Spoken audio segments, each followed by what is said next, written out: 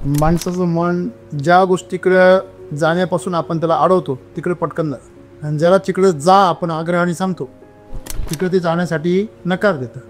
दुसऱ्याला चुकीचं ठरवणं, समोरच्याला, ह्याच्यामध्ये मनाला अहंकार वाटतो, आणि त्याला बरोबर ठरवणं म्हणजे आपल्या मनाला त्याचा कमीपणा वाटतो. आम्ही पुढे जाण्याचा प्रयत्न करतो आणि आमचं जे मन आहे ते नेहमी इतरांना चुकीचं ठरवण्याचा प्रयत्न करतं, आणि त्याला असं वाटतं, त्याच्या मध्ये असं बिंबवलं गेलं आहे सॉफ्टवेअर आमच्या सगळ्यांमध्ये की तुम्हाला बरोबर असण्यासाठी बाकीची चुकीचं असणं गरजेचं. आमचं मन असं गुंतागुंतीचं झालं, आणि म्हणून आम्हाला सरळ सरळ बोललेल्या गोष्टीसुद्धा विरुद्ध आणि उलट ऐकायला वाटतात. सद्गुरू आम्हाला सांगतात की या जगामध्ये चांगलं आणि वाईट काहीच नाही आहे, आणि आज तेच म्हणताय समोरच्यामधलं चांगलं पाहायला शिका. चांगलं वाईट हे तुमच्यासाठी नाही आहे, पण समोरच्या बाईचं ते असणार आहे ना. तुमच्यासाठी सगळं जग चांगलं आहे, पण तुम्ही जेव्हा दुसऱ्याकडे बघता तेव्हा त्याच्यामध्ये चांगलं पण असणार आहे आणि वाईट पण असणार. चांगलं म्हणजे काय, जे तुमच्यासाठी अनुकूल आहे, आणि जे वाईट म्हणजे तुमच्यासाठी प्रतिकूल आहे. आम्ही योग्य आणि अयोग्य या संदर्भामध्ये जेव्हा दुसऱ्याशी संबंध प्रस्थापित करतो तेव्हा त्याचा संबंध येतो. मग अशा वेळेस सद्गुरू असं म्हणता, जेव्हा लोकांच्या तुम्ही संपर्कात येता किंवा लोक तुमच्या संपर्कात येतात तेव्हा तुम्ही त्यांच्यामधलं जे चांगलं आहे ते शोधायला शिकलं पाहिजे. प्रत्येकामध्ये असं म्हणतात की राम पण आहे आणि रावण पण आहे, म्हणजे दुष्प्रवृत्ती असलेला मनुष्य आणि सत्प्रवृत्ती असलेला मनुष्य हा एकामध्येच आहे. म्हणून समाजाला एखादा माणूस जेव्हा त्याचा वाईट गुण समोर येतात तेव्हा तो वाईट वाटतो, आणि जेव्हा त्याचे चांगले गुण समोर येतात तेव्हा त्याला चांगलं वाटतं. प्रत्येक मनुष्य हा दोन्ही बाजूनी संतुलित आहे. मग आता तुमच्यामध्ये दोन्ही गोष्टी आहे, मग तुम्ही खाऊ पिऊ कोणाला घाला. तुम्ही जसे असताना तसंच तुम्हाला जग. स्वतःबद्दल आम्हाला कुठली तक्रार नाही, आम्हाला तक्रार दुसऱ्याबद्दल असते. या जगामध्ये कुणीही वाईट नाही आणि कुणीही चांगला नाही. तुम्ही कसे आहात तसा तो तुम्हाला दिसतो. तुम्ही जर त्याची जोपासना केली, शोधलं, प्रत्येकामध्ये आहे, तुम्हाला दिसत नसेल, हा समस्या आहे. सद्गुरू काय म्हणता, तुम्हाला शोधावं लागेल. का शोधावं लागेल? तुम्हाला दिसेलच असं काही नाही. प्रत्येकामध्ये एकतरी चांगला गुणधर्म असतोच की तुम्हाला तुमच्या आसपासच्या लोकांमध्ये चांगलं शोधायचं, आणि नुसतं शोधायचं नाही आहे, ते शोधून तेच जोपासायचं आहे, त्याचं पोषण करायचं आहे, त्याला अनुकूल अशा प्रकारे वातावरण द्यायचं आहे. आणि असं जर तुम्ही केलं तर आपोआप तुमच्या आजूबाजूला स्वर्ग तयार होईल ना.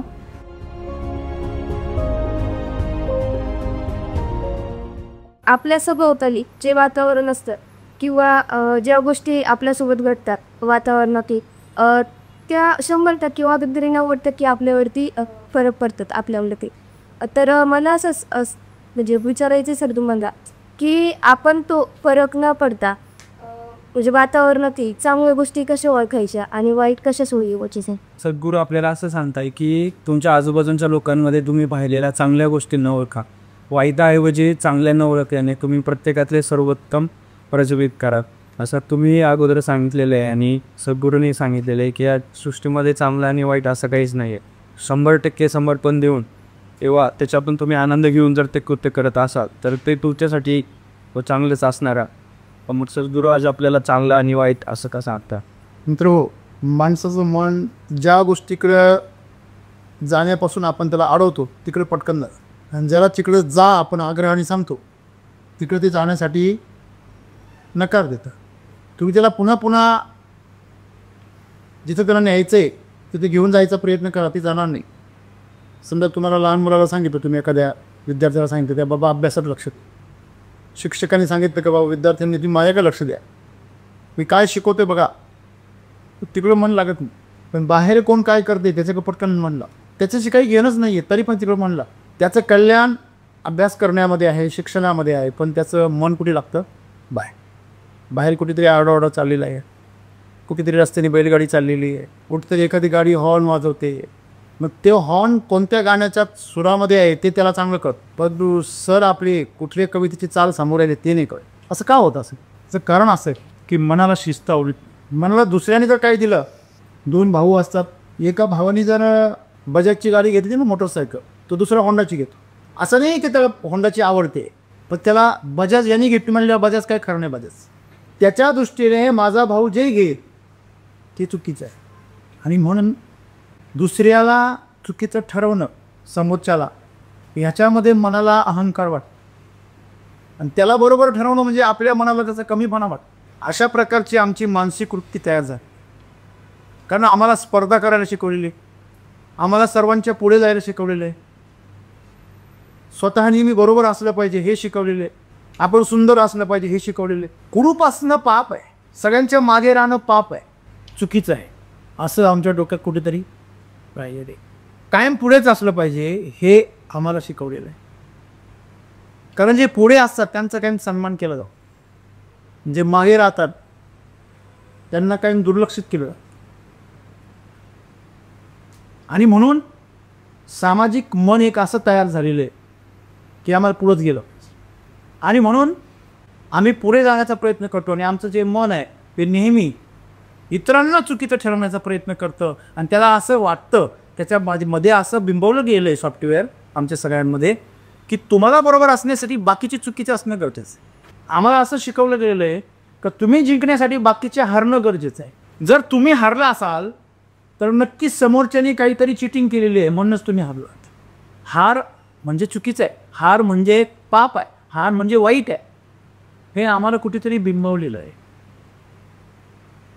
अपयश म्हणजे एक वाईट गोष्ट आहे. अपयश ही यशाची पहिली पायरी आहे हे आम्ही फक्त ऐकलं, पण ते आमच्यावर बिंबवलं नाही आहे.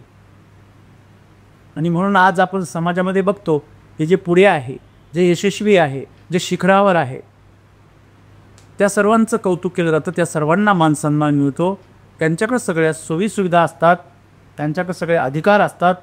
आणि म्हणून कुठेतरी मागं राहणं म्हणजे तुच्छपणाचं आहे हे आमच्या मनामध्ये बिंबवलं गेलं. आणि म्हणून प्रत्येक वेळी समोरचा काहीतरी सांगतो त्यावेळेस ते कसं चुकीचं आहे हे पहिलं आम्ही बघत असतो. म्हणून आम्हाला समोरच्याला समजून घेणं फार अवघड लागतं. आम्ही कोणाचाही समजून घेण्यासाठी ऐकतच नाही. त्याचा दोष कुठे काढता येईल, त्याला थांबवतं कुठे, ह्याच्यावर आमचं लक्ष असतं. याला क्रिटिकल माइंड असं म्हणतात. आमचं मन असं गुंतागुंतीचं झालं आणि म्हणून आम्हाला सरळ सरळ बोललेल्या गोष्टीसुद्धा विरुद्ध आणि उलट ऐकायला बघतात. आम्हाला समजतात विरुद्ध. सद्गुरू आम्हाला सांगतात की या जगामध्ये चांगलं आणि वाईट काहीच नाही आहे. आणि आज तेच म्हणताय की समोरच्यामधलं चांगलं पाहायला शिका. मित्रांनो, एक साधी सोपी गोष्ट आहे, चांगलं वाईट हे तुमच्यासाठी नाही आहे, पण समोरच्या बाईचं ते असणार आहे ना.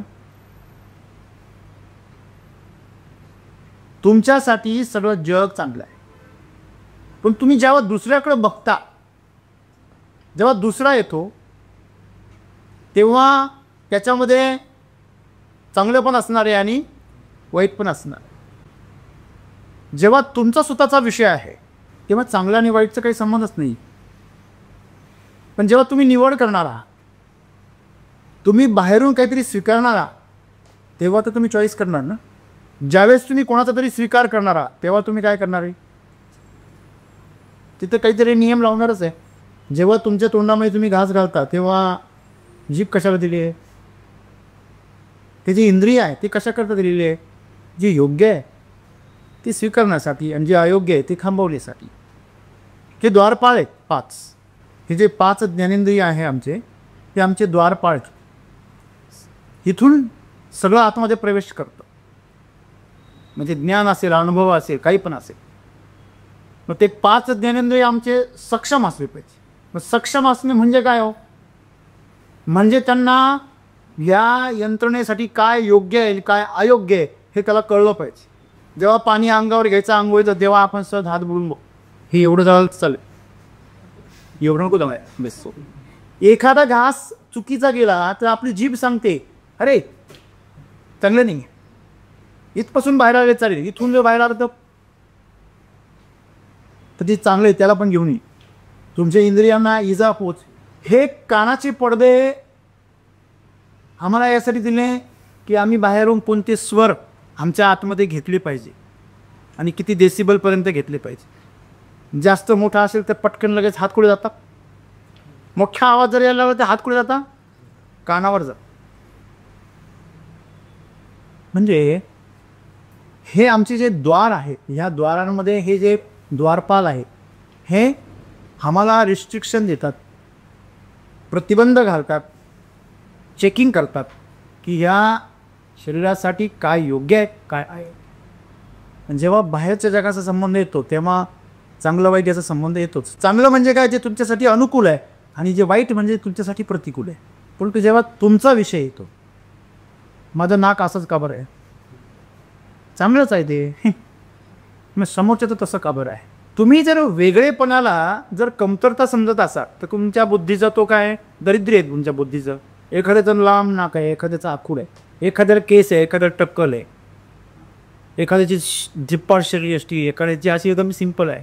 दोन्ही गोष्टींचा फायदा पण आहे आणि तोटा पण आहे. दरवाजा लावून जर घेतला तर मुंगीला काही प्रॉब्लेम होत नाही, ती सापटीतून निघून जात. पण जर थोडा मोठा प्राणी असेल उंदरासारखा, तो पळू शकत नाही. म्हणून उंदरासाठी पिंजरा आहे, मुंगीसाठी अजून पिंजरा नाही बनण्याचं.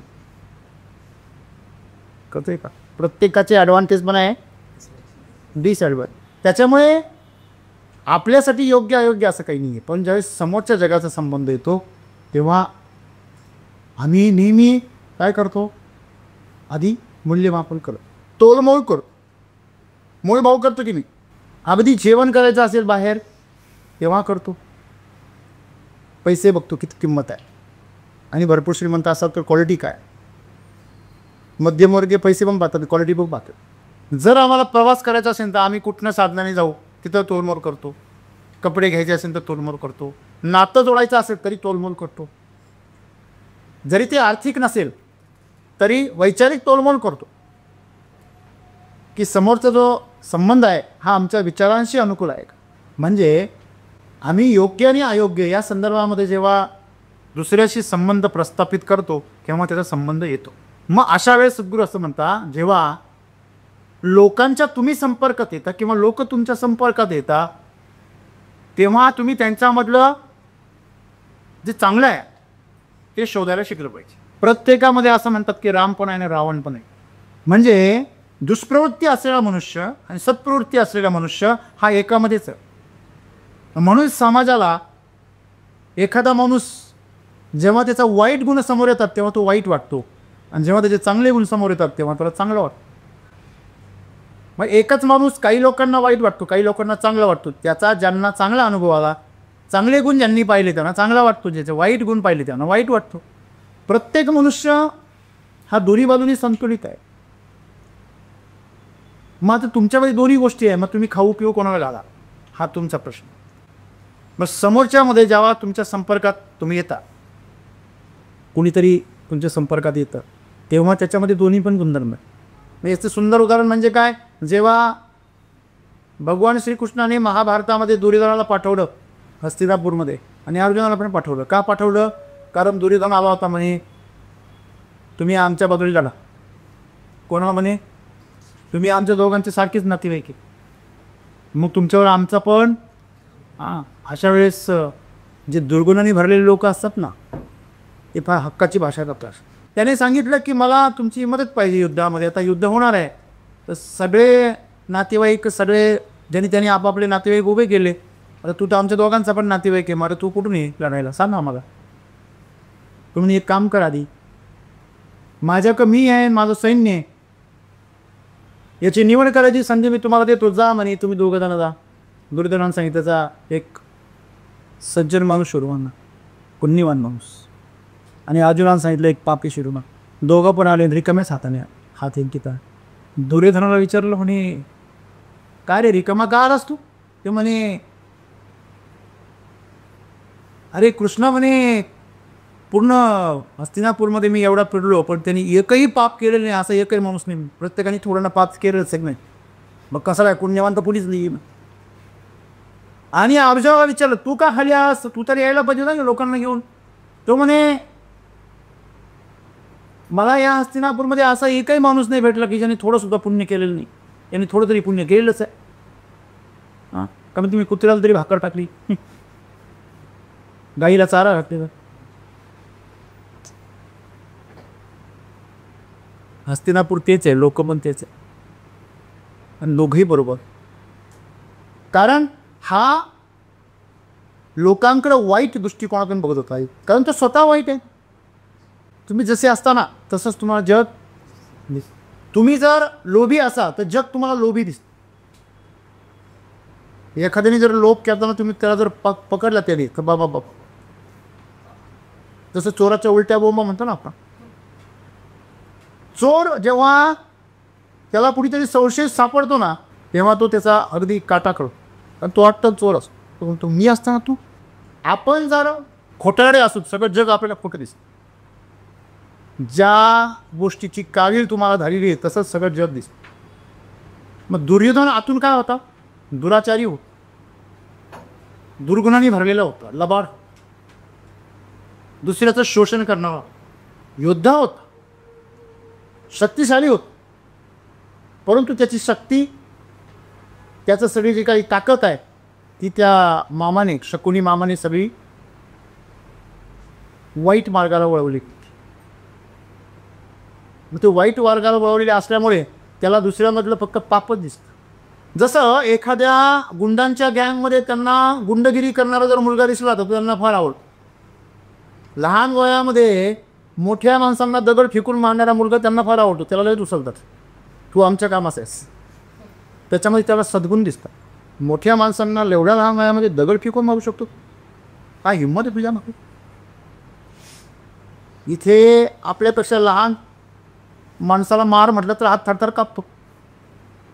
आणि तो लहान असून असा पराक्रम, त्यांच्यासाठी हा पराक्रम आहे. चलो बरोबर आहे ना. आणि सज्जन माणसांसाठी हा दुर्गुण आहे. आणि तिथं जर एखादा सज्जन माणूस असेल तो त्याच्या कानामध्ये देईल, का रे एवढासा तू अजून आणि दगड उचलतून मारतोस. म्हणजे त्याला जर त्या ठिकाणी दुर्योधन भेटला तर तो त्याला काय करणार आहे?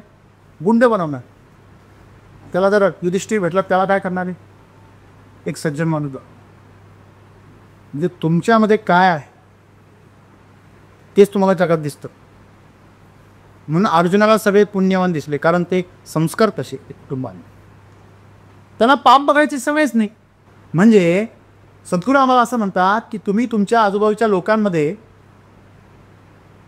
जे काही पाहता, तुम्हाला चांगलं पण बघायला मिळतं, वाईट पण बघायला मिळतं, तर तुम्ही त्याच्यामध्ये चांगल्या गोष्टी शोधा आणि त्या ओळखा आणि त्यांचं पोषण करा, त्यांची जोपासना करा. मग तुम्ही जर त्याची जोपासना केली तर कसाबसारख्या अट्टल अतिरेकाच्या डोळ्यातून सुद्धा अश्रू बाहेर येतात. तो सुद्धा संवेदनशील होतो. काही क्षणांसाठी तो सुद्धा काय होतो? भावुक होतो. आपण ह्या जगाकडं कसं पाहिलं पाहिजे ह्याच्यासाठी आजचा जो संदेश आहे सद्गुरूंचा तो भासतेच. आज आम्ही प्रत्येकाला विचारा, प्रत्येकाची तक्रार आहे. आणि तक्रार कोणाबद्दल आहे? दुसऱ्यांबद्दल आहे.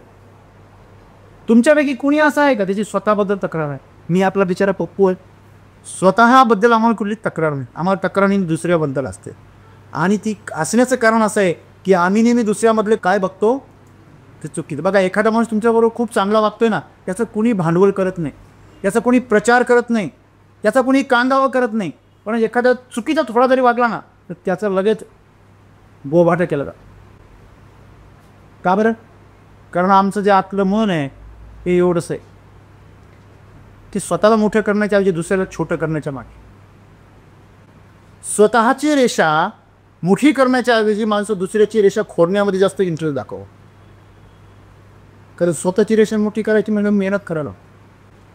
समजा निसर्गाने तुम्हाला एक सौंदर्य दिलं, निसर्गाने तुम्हाला शरीरयष्टी दिली, निसर्गाने तुम्हाला एक वारसा दिला संस्कृतीचा, एक संस्कारांचा, तुम्हाला चांगल्या शिक्षणाचे मार्ग मिळाले, तुम्हाला चांगले गुरु मिळाले, सगळं निसर्गाने तुम्हाला दिलं.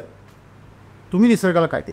तुम्हाला मिळालेली संपत्तीचा वारसा, तुम्हाला मिळालेला ज्ञानाचा वारसा, तुम्हाला मिळालेलं हे जे जीवन आहे ह्याचा तुम्ही काय वापर का आणि कशासाठी का?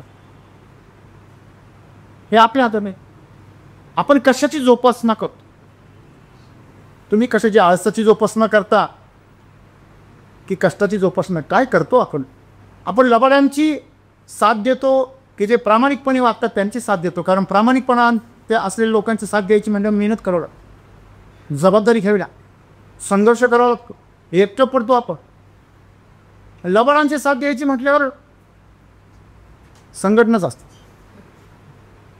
लबाड व्हायला आम्ही एका मिनिटात तयार होतो, प्रामाणिक होण्यासाठी विचार करतो.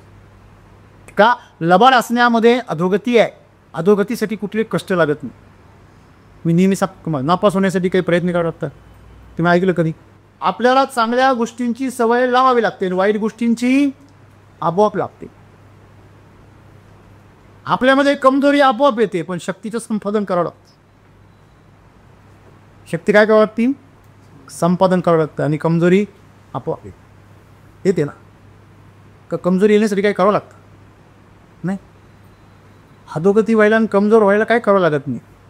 बेशिस्त वागा आपोआप. आणि बेशिस्त प्रत्येकाला वागावं असं. आम्ही बेशिस्तीचं नाव स्वातंत्र्य असं ठेवलेलं आहे. आज सरकारी नोकरी का पाहिजे लोकांना? बेशिस्त वागता येतं ना. आणि मग ते जीवन जेव्हा निरर्थक होतं आणि जीवनामध्ये काही रसच राहत नाही, काही संघर्षच राहत नाही, तेव्हा एक निर्भयपणाचं जीवन जेव्हा समोर येतं तेव्हा मग असं वाटतं जीवन असंच गेलं. मग व्हॉट्सअपवरती मेसेज एकमेकाला पाठवायचे, जगायचं राहून गेलं. जेव्हा जगायला संधी मिळाली तेव्हा तुला टाइमपास करायचा होता, तेव्हा तुला आळस करायचा होता, तेव्हा तू स्वैराचाराला स्वातंत्र्याचं नाव दिलंस, तेव्हा तू लबाड लोकांना सज्जन लोक म्हटलास, लबाडांची साथ दिलीस. हां, सवलत मिळावी, बेशिस्त वागता यावं म्हणून तू आंदोलनं केलीस. हां, फुकटचं मिळावं. तुम्ही कधी सरकारी कर्मचाऱ्यांनी आम्हाला अजून काम द्या म्हणून आंदोलन केलं असं काय ऐकलं का? कधी आहे ते? पण कामं कमी करा म्हणून आंदोलनं केले, पगार वाढवा म्हणून आंदोलनं केले, तुम्ही ऐकले. पगार कमी करा म्हणून आंदोलन करणारा लोक म्हणतात हा डोक्यातून गेले म्हणून तो आंदोलन पगार कमी करा. आपण एक लक्षात ठेवलं पाहिजे, जीवनामध्ये आम्ही चांगल्या गोष्टींचं जोपासना करतो की वाईट गोष्टींची? समोरच्यामध्ये प्रत्येक गुण आहे.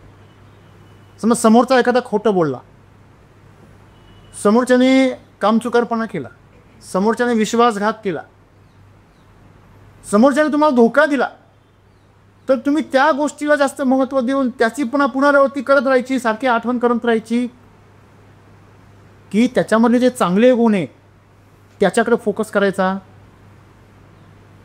की सर्वस्वीपणावर अवलंबून आहे. साधं आपण जर सफरचंद आणलं ना, सीताफळ आणून द्या, सफरचंद आणून द्या, कुठल्याही फळं आणून द्या, केळी असू द्या, त्याचा खराब झालेला भाग आपण काय करतो? कापून फेकून देतो, चांगला भाग खा. तुम्ही उलटं का करत नाही? तुम्हाला आळस आवडतो, तुम्हाला खोटाडेपणा आवडतो, तुम्हाला बेईमानी आवडते, मग ते बेईमानीचं फळ खा ना. इमानदारीचा भाग खाऊ नका. शेतामध्ये पिकवलेलं फळ चांगलं तुमच्यापर्यंत पोहोचणं म्हणजे इमानदारी आहे, आणि खराब होऊन पोहोचलं म्हणजे ती बेईमानी. मग जो बेईमानीचा भाग आहे तो तुम्ही खाला पाहिजे. तिथे मात्र इमानदार पाहिजे खायला. स्वतःसाठी इमानदार पाहिजे, पण दुसऱ्याबरोबर मात्र बेईमानीनं वागणार, यालाच पाप म्हटले, यालाच नरक म्हटले. दोघलापट. माणसाने कसं असलं पाहिजे? पारदर्शक असं. जैसा बोले तैसा चाले, तैसा सोचे. हां, माणसं मनात एक, समोर एक दुसरं, आणि प्रत्यक्षामध्ये तिसरे. त्याला पण कळत नाही आपण कसे. म्हणून आपण कधी कधी हा विचार केला पाहिजे की आपल्याला जीवनामध्ये नेमकी आवडतं काय? आपल्याला जीवन आवडतंय की आळस आवडतोय? आळस हा जीवनाच्या विरुद्ध आहे, म्हणून त्याला आळसाला शत्रू म्हटले आहे. आळस हा माणसाचा नाही, जीवनाचा शत्रू आहे. माणसाचा, ते माणसाच्या मनाचा आणि शरीराचा तो मित्र आहे. म्हणून तो तुम्हाला सोडत नाहीत. इनबिल्ट सॉफ्टवेअर येताना बिल्ट होऊनच आहे. डॉक्टर लोक जन्माला आलेल्या बाळाच्या सटकावर कपाटी, तेव्हा ते त्या करतात तेव्हा त्याला सोड. त्याला बी असं जडत्वामध्ये राहायची त्याला पण इच्छा आहे. मी काल एक मजेशीर गंमत पाहिली. एका आईने गरोदरपणामध्ये खूप जिंक केलं. तिला जेव्हा बाळ झालं, त्या डॉक्टरने ते बाळ असं वर उचललं, ते सगळे खाली ट्रे वगैरे असतील त्यामध्ये सगळे सुरी वगैरे चाकू सगळे त्या बाळाच्या दुनियात खाली होते. त्यांनी दोन्ही बाजून तो ट्रे उचल, यांनी बाळ उचललं, त्यांनी ट्रे उचल. जन्माला आलेलं बाळ. योगायोग आहे, आईने व्यायाम केला, कसरत केली, आणि पहिलवान जन्माला जन्मल्या ट्रे उचल. सांगण्याचं तात्पर्य काय मित्रांनो? तुम्ही कशाची जोपासना करता? तुम्ही कायम गायगळे, कायम माझं दुखतं आहे, माझं दुखतं, दुखळत जन्मली. तुम्ही गरोदरपणामध्ये गर्भसंस्कारासाठी तुम्ही चांगल्या जर गोष्टी केल्या तर ते चांगलं जन्मली. नाही तर जन्माला आल्यावर मोठे व्हायला म्हणजे आजच्या पिढीचं काही खरं आहे का? मग जेव्हा गर्भात होतं तेव्हा का नाही खरं केलं? तुम्ही काय संस्कार करता? तुम्ही काय पोषण करता. म्हणून प्रत्येकाने स्वतःमध्ये असलेला राम रावण असेल किंवा समोरच्यातला राम रावण असेल, त्याच्यामध्ये कोणाला पोषण करायचं आहे. दोन्ही पण आहे. प्रत्येकामध्ये असं कोणीच नाही या जगामध्ये की त्याच्यामध्ये फक्त रावणच आहे, असं कोणीच नाही. रावणामध्ये सुद्धा राम आहे. रावण स्वतः म्हणे मला रामाच्या हातून काय आलं पाहिजे, मरण आलं पाहिजे. म्हणून ही सगळी लीला की जेव्हा रावणाचा अंत झाला, शेवटच्या क्षणी प्रभू श्री रामचंद्रांनी आपल्या लहान बंधूला लक्ष्मणाला सांगितलं, जा त्याच्याकडनं बोध घे. म्हणजे या जगामध्ये कुणीही वाईट नाही आणि कुणीही चांगला नाही. तुम्ही कसे आहात तसा तो तुम्हाला दिसतो. आणि म्हणून तुम्ही जर त्याची जोपासना केली, शोधलं, प्रत्येकामध्ये आहे, तुम्हाला दिसत नसेल, हा समस्या लक्षात घ्या. सद्गुरू काय म्हणता, तुम्हाला शोधावं लागेल. का शोधावं लागेल, तुम्हाला दिसेलच असं काही नाही. प्रत्येकामध्ये एकतरी चांगला गुणधर्म असतोच. तुम्ही ज्याला पोषण द्या, बघा सध्या झाड आहे, तुम्ही झाडाला जर जास्त नायट्रोजन दिला तर नुसतं पाला का आणि कवळे पण आहे, नुसतं रसवा. तुम्ही हातात पानं घ्या, असे चुरडा नुसतं त्याचा गाळ. तुम्ही त्याला जास्त कार्बन द्या, सुपीक जमीन द्या, तर त्याची पानं असे कडक बनतात, त्याला काटे येतात, कडक काटे तयार होतात, कणखर बनतं त्याचा. त्याच्यामध्ये कोवळेपणा पण आहे, त्याच्यामध्ये काटकपणा पण आहे. शेतकरी जसा असतो तसा ती बनतं. काही लोक म्हणतात काय कांद्याचं काय खरं आहे का. काही लोक म्हणतात कांद्यामुळेच गाडीवर टाकता कांद्याची खुपास, आणि काही जण इथे लिहितात कांद्यानी वाटू. ते कांद्याचा काय संबंध. तुम्ही त्याला कसं हाताळता, तुम्ही त्याच्या कशाला ताकद देता. तुम्ही जर व्यवस्थित सांभाळा नाही तर तो सडणारच आहे. खरं ती वस्तूच काय सडची, आणि तुम्ही त्याला सडायला आणखीन काय करता, आणखी मदत करता. म्हणजे जसं एखाद्या मुलाला संस्कार करताना त्याला वाईट संगतीमध्ये आपण त्याचं प्रोत्साहन करतो किंवा ते दुर्लक्ष करतो, तसं त्या कांद्याला केमिकल खाऊ घालणं म्हणजे त्याला सडायला परवानगी देणं. आणि मी वरतून म्हणायचं काय खरं आहे, काय खरं आहे. मग ही समस्या आहे. म्हणून सद्गुरू आम्हाला असं म्हणता की तुम्हाला तुमच्या आसपासच्या लोकांमध्ये चांगलं शोधायचं, आणि नुसतं शोधायचं नाही आहे, ते शोधून तेच जोपासायचं आहे, त्याचं पोषण करायचं आहे, त्याला अनुकूल अशा प्रकारे वातावरण द्यायचं आहे. आणि असं जर तुम्ही केलं तर आपोआप तुमच्या आजूबाजूला स्वर्ग तयार होईल ना. स्वर्ग म्हणजे काय हो, प्रामाणिक माणसं, संवेदनशील माणसं, दुसऱ्याची काळजी घेणारी माणसं, सेवाभाववृत्ती असायची, सज्जन माणसं, सद्विचारी, सदाचारी, अशा प्रकारची माणसं तुमच्या आजूबाजूला निर्माण करण्याची जी ताकद आहे ती प्रत्येकामध्ये आहे. मग तुमचे जे अनुयायी असतील, तुमची टीम असेल, तुमचे सहकारी असतील, तुमचे घरातला परिवार असेल किंवा तुमचे नातेवाईक असतील, त्याच्या प्रत्येकामध्ये काय आहे, काहीतरी चांगुलपणा आहे. मग तो चांगुलपणा आम्ही शोधतो आहे, आणि त्या चांगुलपणाचं आम्ही काय केली पाहिजे, वाढ केली पाहिजे. आणि सद्गुरू म्हणतात त्याला प्रज्वलित केलं पाहिजे. प्रज्वलित म्हणजे त्याच्यामध्ये सुप्त स्वरूपामध्ये आहे, बीज स्वरूपामध्ये. चांगुलपणा त्याच्यामध्ये आहे पण तो बीज स्वरूपात आहे, त्याला कधी खायला प्यायला भेटलंच नाही, त्याच्यामध्ये ते बीज राहील. तुम्हाला ते शोधून काय करावं लागेल, विकसित करावं लागेल. आणि म्हणूनच आपण आपल्या या मिशनमध्ये सगळे आपण कोरे करकरीत सगळे बीज घेत आणि त्याला योग्य वातावरण दे. प्रत्येकामध्ये काहीतरी चांगलं आहे त्याला आपण काय करतो, पेटवतो, त्याला आरसा दाखव आणि त्याला पुढे जाण्याचा मार्ग दे. हे जेव्हा आपण करतो तो त्याच्या स्वतःमध्ये जे चांगल्या गोष्टी आहेत त्याचं काय करतो, तो विकास करतो. आणि हे जर आपण केलं तर तुम्हाला चांगल्या गोष्टींची काय होईल, प्राप्ती होईल. जसं सैनिक आहे बघा, सैनिक आपल्यासाठी काय मित्र आहे आणि शत्रूसाठी दुश्मन. शत्रूसाठी मौत आहे आणि आपल्यासाठी जीवन आहे, कारण त्यांनी त्याच्यातल्या चांगल्या गुणांची आम्ही काय केली, जोपासना केली, आणि समोरच्यानी त्याच्याबरोबर कायम काय केली, दुश्मनी केली. म्हणून तुम्ही सर्वांनी एक लक्षात ठेवायचं आहे, आपल्या आजूबाजूला जी माणसं आहे, जे काही कोणी असेल, लोक असतील, जे काही तुमच्या सहवासामध्ये येतात, संपर्कात येतात, ज्यांच्याशी तुमचा जीवनाचा संबंध येतो, त्या सर्वांमधलं जेव्हा जेव्हा तुमचा योग येईल, तुम्हाला संधी मिळेल, तेव्हा त्यांच्यामधलं चांगलं बीज शोधा, चांगुलपणा शोधा आणि त्याची काय करा, त्याला प्रज्वलित करा, त्याची जोपासना करा. तुम्हाला स्वर्गाची प्राप्ती.